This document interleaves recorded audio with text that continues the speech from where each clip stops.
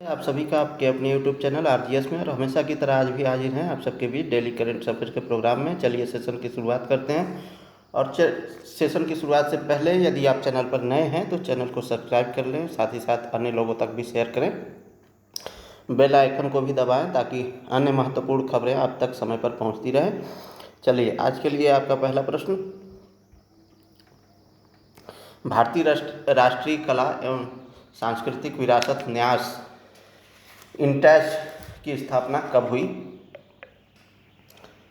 तो अभी जो है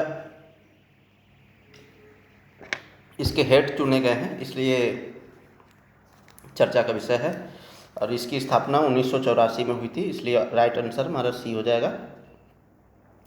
चलिए, तो भारतीय राष्ट्रीय कला एवं सांस्कृतिक न्यास इंटैच की वार्षिक आम बैठक 22 मार्च 2025 को नई दिल्ली स्थित मुख्यालय में आयोजित की गई। इस दौरान अध्यक्ष और गवर्निंग काउंसिल के सदस्यों के चुनाव की सफलतापूर्वक संपन्न हो गए। निर्धारित प्रक्रिया के अनुसार परिणाम घोषित किए गए और श्री अशोक कुमार ठाकुर को 3 वर्ष की अवधि के लिए अध्यक्ष चुना गया है। तो कौन चुने गए हैं? अशोक कुमार ठाकुर। कितने वर्ष के लिए? 3 वर्ष की। तो भारतीय राष्ट्रीय कला एवं सांस्कृतिक विरासत ट्रस्ट के बारे में बात करें तो यह 1984 में स्थापित एक स्वायत्त और गैर लाभकारी संगठन है, जिसका उद्देश्य भारत की विशाल प्राकृतिक, निर्मित और सांस्कृतिक विरासत की रक्षा और संरक्षण करना है। आज यह देश का सबसे बड़ा गैर लाभकारी सदस्यता संगठन है, जो हमारी प्राकृतिक, सांस्कृतिक, सजीव, मूर्त और अमूर्त विरासत के संरक्षण और परिरक्षण के लिए समर्पित है।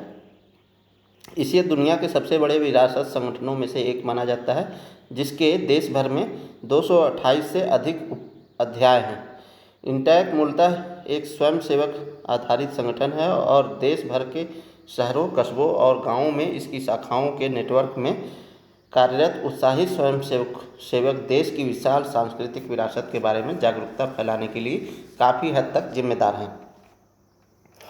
इसके मुख्यालय की बात करें तो इसके मुख्यालय नई दिल्ली में अवस्थित है और यह विभिन्न प्रभागों के माध्यम से कार्य करता है, जैसे स्थापत्य विरासत, प्राकृतिक विरासत, कला और भौतिक विरासत, अमूर्त सांस्कृतिक विरासत, विरासत शिक्षा और संचार सेवाएं, विरासत शिल्प और समुदाय अध्याय और इंटेंस हेरिटेज अकादमी, विरासत पर्यटन लिस्टिंग सेल और इंटैक ज्ञान केंद्र के रूप में ये काम करता है। चलिए अगले प्रश्न की बात करें तो ISTAF सेपक टकरा विश्व कप 2025 का आयोजन कहाँ किया गया, कहाँ हो रहा है? तो यह जो है बिहार में आयोजित हो रहा है और पाटलिपुत्र के इंडोर स्टेडियम में आयोजित किया जा रहा है। चलिए बात करें तो भारत ने ISTAF सेपक टकरा विश्व कप 2025 में मिश्रित क्वाडे श्रेणी में कांस्य पदक जीतकर उत्कृष्ट प्रदर्शन किया है। तो भारत को कौन सा पुरस्कार मिला है? कांस्य पदक मिला है, ठीक है। और मिश्रित में, क्वाड में श्रेणी में कांस्य पदक जीता है। भारत की उपलब्धियों की बात करें तो मिश्रित क्वाड स्पर्धा में भारतीय टीम ने वियतनाम के साथ संयुक्त रूप से कांस्य पदक जीता है। फाइनल मुकाबले में थाईलैंड ने म्यांमार को हराकर स्वर्ण पदक जीता। स्वर्ण पदक किसने जीता है? थाईलैंड ने, ठीक है। महिला मित्र वर्ग की बात करें तो भारत ने रजत पदक हासिल किया महिला मित्र वर्ग में, और जापान और ईरान ने संयुक्त रूप से कांस्य पदक जीता है। चलिए आगे बात करें तो ISTAF सेपक टकरा विश्व कप 2025 का आयोजन 20 से 25 मार्च 2025 में आयोजित किया गया। आयोजन स्थल पाटलिपुत्र इंडोर स्टेडियम बिहार में, और संस्करण की बात करें तो यह ISTAF विश्व कप का 5वां संस्करण है, ठीक है। तो आप याद रखिएगा। चलिए बात करें अगले प्रश्न की, तो भारत में पहली पशुधन गणना कब की गई थी?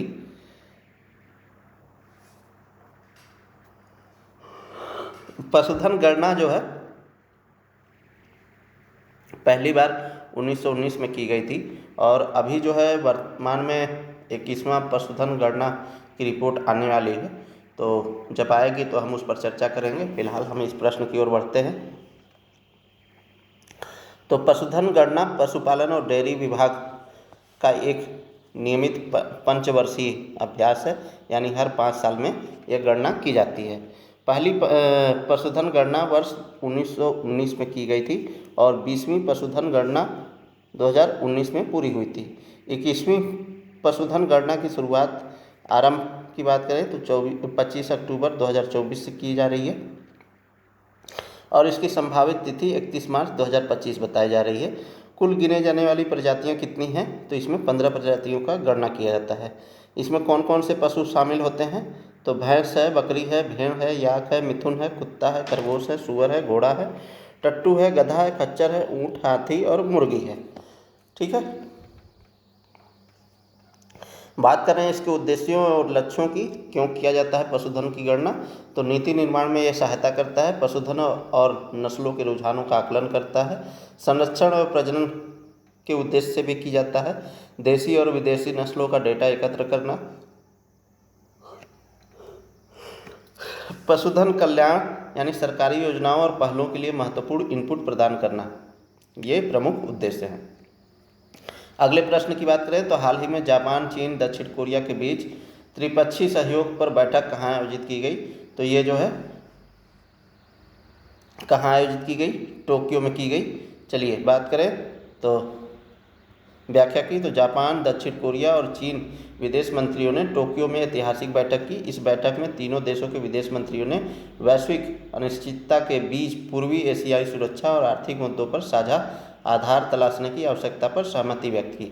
यह बैठक तब हुई है जब अमेरिका ने एशिया के 3 दिग्गज देशों के खिलाफ टैरिफ वार छेड़ा हुआ है। तो ये महत्वपूर्ण हो जाती है बैठक। ऐसे में चीन के साथ जापान और दक्षिण कोरिया की इस दोस्ती को अमेरिका के लिए टेंशन की बात माना जा रहा है। ऐतिहासिक रूप से जापान, दक्षिण कोरिया के चीन के साथ संबंध अच्छे नहीं हैं। इसके बावजूद वर्तमान भू राजनीतिक परिदृश्यों को देखते हुए तीनों देश आपस में हाथ मिलाने का मन बना रहे हैं। जापान के विदेश मंत्री ताकेशी इवाया ने टोक्यो में चीनी विदेश मंत्री वांग यी और दक्षिण कोरियाई विदेश मंत्री चो जाय-यूल के साथ बैठक की शुरुआत में कहा कि बढ़ती गंभीर अंतर्राष्ट्रीय स्थिति को देखते हुए मेरा मानना है कि हम इतिहास के महत्वपूर्ण मोड़ पर हैं। तो चलिए आगे बढ़ने से पहले दोस्तों, यदि आप चैनल पर नए हैं तो चैनल को सब्सक्राइब कर लें और अन्य लोगों तक भी शेयर करें। इवाया ने बैठक के बाद एक संयुक्त घोषणा में कहा कि तीनों ने जापान में एक त्रिपक्षीय सम्मेलन की तैयारियों में तेजी लाने पर सहमति व्यक्त की, जिसमें टोक्यो, बीजिंग और सियोल घटती जन्म दर और बूढ़ी होती आबादी से निपटने के तरीकों पर भी चर्चा होगी। तो आप लोगों को पता होगा कि किस तरीके से जो है जापान में भी और चीन में भी जनसंख्या दर घटा है।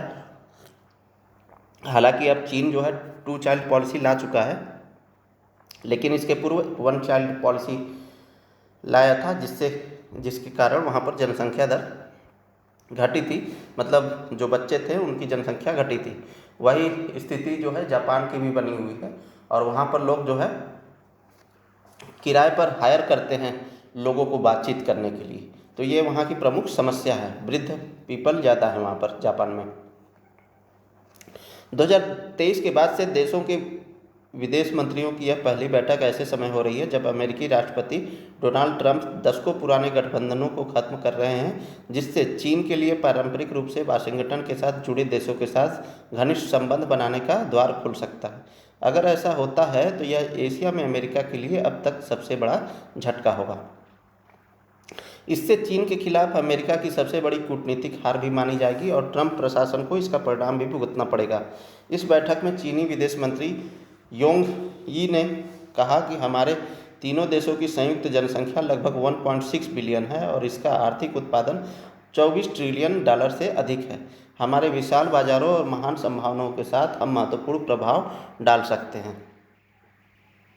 उन्होंने कहा कि चीन अपने पड़ोसी देशों के साथ मुक्त व्यापार वार्ता फिर से शुरू करना चाहता है और 15 देशों की क्षेत्रीय व्यापक आर्थिक भागीदारी की सदस्यता का विस्तार करना चाहता है। तो ये रहा प्रमुख मुद्दा। हाल ही में NIIT विश्वविद्यालय के चांसलर पद पर किसे नियुक्त किया गया है? नियुक्ति के संबंधित 2 प्रश्न आज हैं। तो अमिताभ कांत, अशोक सिंह ठाकुर, आयुष्मान खुराना और इनमें से कोई नहीं, तो अशोक सिंह ठाकुर को नियुक्त किया गया है। चलिए बात करें, अमिताभ कांत हैं, ठीक है। अशोक सिंह ठाकुर तो पिछले वाले क्वेश्चन में थे। चलिए बात करें तो यहाँ पर राइट आंसर हमारा अमिताभ कांत हो जाएगा। तो NIIT यूनिवर्सिटी NU को अमिताभ कांत को अपना नया चांसलर नियुक्त किया है, जो 10 मार्च 2025 से पदभार संभालेंगे। नीति आयोग के पूर्व CEO और भारत के G20 शेरपा रहे कांत की यह नियुक्ति एक रणनीतिक नेतृत्व परिवर्तन का संकेत देती है, जिससे आर्थिक सुधार, नीति निर्माता और प्रौद्योगिकी आधारित नवाचार में उनके व्यापक अनुभव का लाभ मिलेगा। सॉरी दोस्तों। कांत जो है प्रख्यात वैज्ञानिक के कस्तूरी रंगन का स्थान लेंगे, जिनके कार्यकाल ने NU की प्रगति और प्रतिष्ठा को मजबूत किया। उद्योग समर्पित शिक्षा और कौशल विकास पर विशेष जोर देते हुए NU का लक्ष्य उनके नेतृत्व में भविष्य के लिए तैयार पेशेवरों को तैयार करना है। अमिताभ कांत ने विश्वविद्यालयों की भूमिका को भविष्य के लिए तैयार प्रतिभाओं के विकास में महत्वपूर्ण बताया है। तो अमिताभ कांत किसका जगह लेंगे?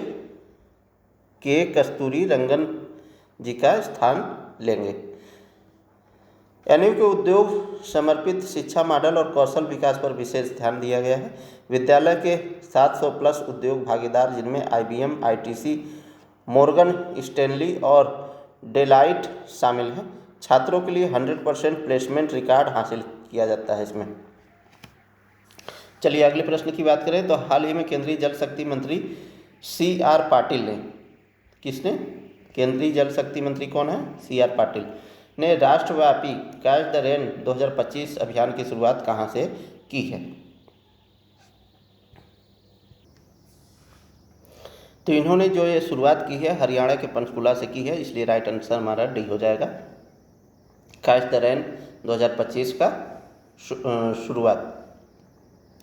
तो केंद्रीय जल शक्ति मंत्रालय, पर्यावरण, वन और जलवायु मंत्रालय और हरियाणा सरकार के सहयोग से विश्व जल दिवस पर बहुप्रतीक्षित जल शक्ति अभियान कैच द रेन 2025 का शुभारंभ किया। कार्यक्रम का आयोजन हरियाणा के पंचकुला के ताऊ देवीलाल स्टेडियम में किया गया। कार्यक्रम का उद्देश्य की बात करें तो सामुदायिक भागीदारी को बढ़ाना है, नवीन रणनीतियों के माध्यम से जल संरक्षण और प्रबंधन पर बल देना है। जल संचयन, जन भागीदारी, जन जागरूकता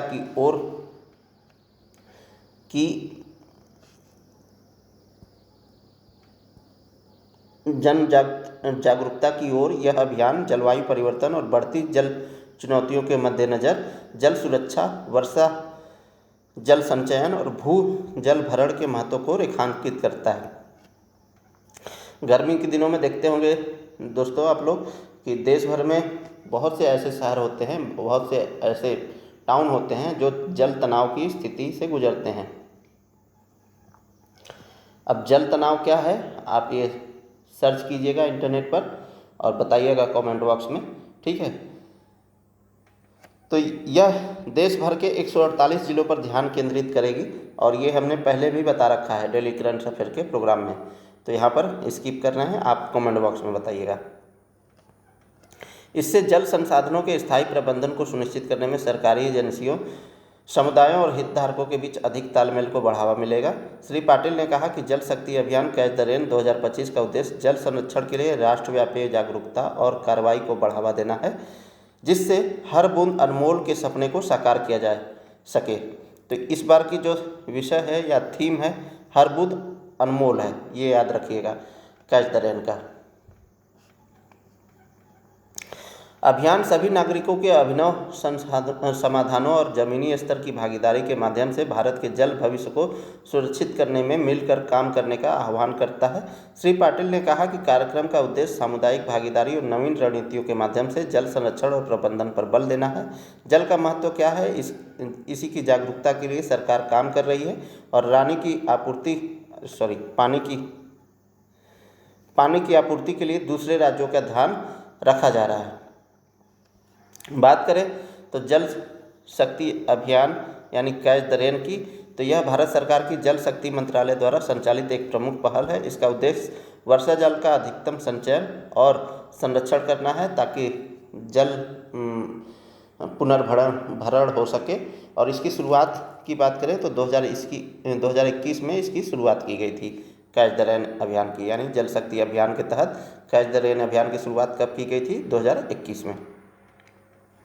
चलिए अगले प्रश्न की ओर बढ़ें। तो हाल ही में एशियन फिल्म अवार्ड्स 2025 में सर्वश्रेष्ठ फिल्म का पुरस्कार किसे मिला है?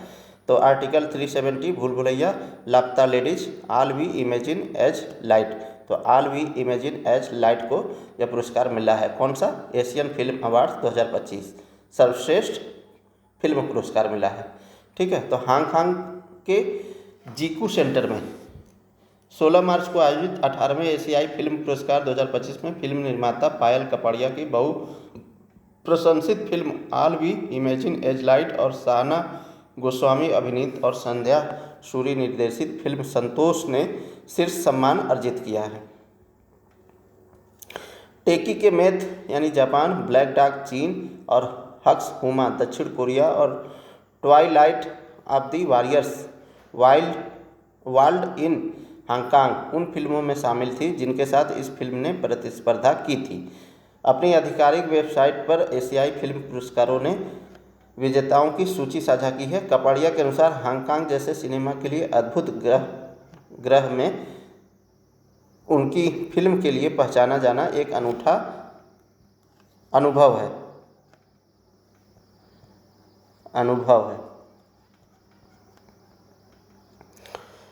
अगले प्रश्न की बात करें तो निम्नलिखित कथनों पर विचार कीजिए। हाल ही में अंतर्राष्ट्रीय ओलंपिक समिति के इतिहास की पहली महिला अध्यक्ष नागोजी ओकोंजो-इवेला को नियुक्त किया गया है और 2012 में आईओसी एथलीट कमीशन में शामिल हुई थी।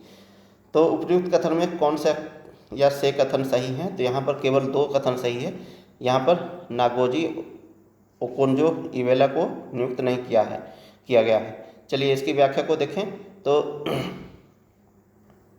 जिम्बाब्वे की दिग्गज तैराक हैं कर्सी कोवेंट्री इन्होंने इतिहास रचा है क्योंकि इन्होंने अंतर्राष्ट्रीय ओलंपिक समिति की 130 साल की यात्रा में पहली महिला और पहली अफ्रीकी अध्यक्ष बनने का गौरव हासिल किया है। तो ये पहली महिला भी हैं और पहली अफ्रीकी अध्यक्ष भी हैं। यह जीत वैश्विक खेल नेतृत्व में प्रगति, विविधता और समावेशिता का प्रतीक है। कोवेंट्री की जीत आईओसी के सबसे प्रभावशाली पद पर एक नए युग की शुरुआत का संकेत देती है और उन्होंने पहले ही दौर में 97 में से 49 मत हासिल कर निर्णायक जीत दर्ज की। इस सफलता ने आईओसी में एकता को दर्शाया और उनके नेतृत्व पर सदस्यों का मजबूत विश्वास जाहिर किया। चुनाव परिणाम की बात करें तो कर्सी कोवेंट्री को 49 वोट मिले और स्पष्ट बहुमत मिला। जुआन एंटोनियो समरांस जूनियर को 28 वोट मिले थे। ठीक है। सेबेस्टियन को 8 वोट मिले थे और ओलंपिक आंदोलन के लिए नई दृष्टि है। अपनी जीत के बाद कोवेंट्री ने निष्पक्षता, एकता और समावेशिता के साथ आईओसी का नेतृत्व करने की प्रतिबद्धता जताई है। उन्होंने सभी उम्मीदवारों के विचारों को स्वीकार करने और ओलंपिक भविष्य के लिए उनका उपयोग करने की बात कही है। कोवेंट्री अफ्रीका की सबसे सफल ओलंपियन है जिन्होंने 7 ओलंपिक पदक जीते हैं। उन्होंने एथेंस 2004 में 200 मीटर बैक स्ट्राशेक में स्वर्ण पदक जीता था और बीजिंग 2008 में इसे बरकरार रखा था, यानी 2008 में भी इन्होंने स्वर्ण पदक जीता था। आईओसी में उनकी भूमिका की बात करें तो 2012 में आईओसी एथलीट्स कमीशन में शामिल हुई थी। खिलाड़ियों के अधिकारियों और अफ्रीकी खेल विकास और लैंगिक समानता की मुखर समर्थक रही हैं। चलिए अगले प्रश्न की ओर बढ़े। तो हाल ही में किसे नीति आयोग का पूर्णकालिक सदस्य नियुक्त किया गया है? अजय कुमार पांडे, राजीव गौबा, अमिताभ कांत और अरविंद पनगड़िया। तो यहाँ पर राजीव गौबा जी को नियुक्त किया गया है पूर्णकालिक सदस्य के रूप में। ठीक है, तो आप लोगों को पता होगा कि 1 जनवरी 2015 को नीति आयोग की स्थापना हुई थी और इसने योजना आयोग को प्रतिस्थापित किया था और ये थिंक टैंक के रूप में कार्य करता है। इसका अप्रोच क्या होता है? Bottom to top. ठीक है, इसका अप्रोच रहता है। तो चर्चा में क्यों है? तो पूर्व कैबिनेट सचिव राजीव गौबा को नीति आयोग का पूर्णकालिक सदस्य नियुक्त किया गया है। उनकी नियुक्ति तत्काल प्रभाव से लागू होगी। तो ये रहे राजीव गौबा जी, जिन्हें नियुक्त किया गया है किसके? नीति आयोग के पूर्णकालिक सदस्य के रूप में। तो राजीव गौबा का प्रशासनिक करियर की बात करें तो 1982 बैच के झारखंड कैडर के IAS अधिकारी हैं और अगस्त 2019 से अगस्त 2024 तक कैबिनेट सचिव के रूप में कार्य किया है। इससे पहले उन्होंने केंद्रीय गृह सचिव और शहरी विकास मंत्रालय के सचिव के रूप में भी सेवाएं दी है। झारखंड राज्य के मुख्य सचिव के रूप में भी कार्य किए हैं। अब बात करें नीति आयोग की संरचना की, तो इसके एक अध्यक्ष होते हैं और भारत के प्रधानमंत्री नीति आयोग के अध्यक्ष होते हैं। उपाध्यक्ष की बात करें तो केंद्र सरकार द्वारा नियुक्त किया जाता है। वर्तमान में डॉक्टर सुमन के बेरी हैं। पूर्णकालिक सदस्य की बात करें तो नीति आयोग में 4 पूर्णकालिक सदस्य होते हैं और हैं अभी कौन कौन हैं? तो डॉक्टर विजय कुमार सारस्वत हैं, रमेश चंद्र हैं, विनोद पाल हैं और राजीव गौबा जो अभी नवनियुक्त हो गए हैं। अंशकालिक सदस्यों की बात करें तो प्रमुख शिक्षाविद, अनुसंधानकर्ता और विशेषज्ञ इसमें शामिल होते हैं। मुख्य कार्यकारी अधिकारी की बात करें यानी CEO की, तो केंद्र सरकार द्वारा नियुक्त किया जाता है। वर्तमान में BB राव सुब्रमण्यम यहाँ इसके CEO हैं। विशेष आमंत्रित सदस्य सलाहकार द्वारा विशेष नीति विशेषज्ञों को आमंत्रित किया जाता है।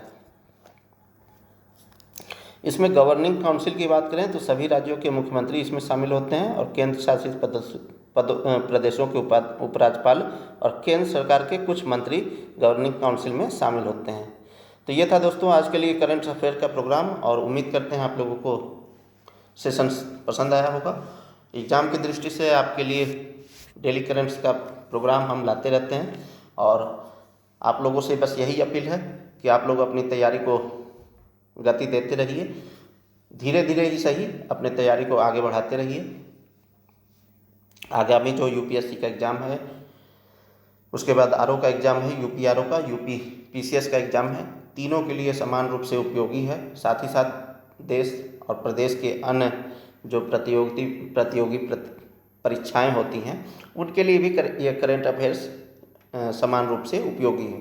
तो आप लोगों जो है चैनल को सब्सक्राइब कर लें, अन्य लोगों तक भी शेयर करें ताकि जो तैयारी करने वाले बच्चे हैं, आपके साथी हैं, दोस्त मित्र हैं, उन तक भी ये वीडियो पहुँचे और उन्हें भी इसका लाभ मिल सके। इन्हीं सब बातों के साथ मिलते हैं किसी अन्य वीडियो में। तब तक के लिए बहुत बहुत धन्यवाद, बहुत बहुत शुक्रिया। जय हिंद दोस्तों।